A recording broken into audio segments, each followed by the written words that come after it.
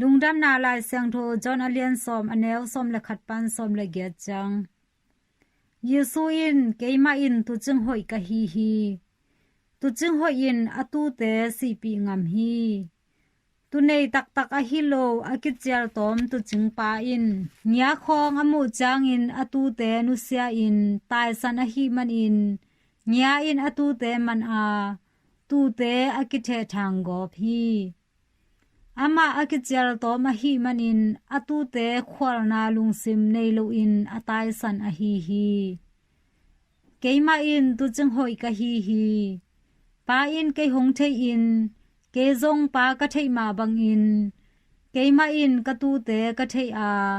ka tu te in zong ke hong thei u hi tua hi man in ka tu te ka si pi ngam hi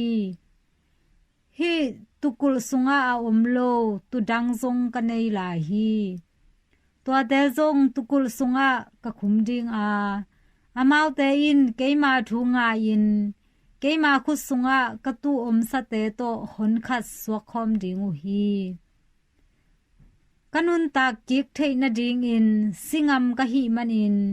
kapa in ke hong i hi kwa ma in kanun tang na hong lak sak thei lo a keima u thu to kapyak hi zo hi kanun tang na pyak khet thei na ding le lak kik thei na ding thu kapa in ke tunga hong piak a hi a chi hi in to pa lungdam na lai sang thwa hi Christu to pa o na tunga phan na ta hen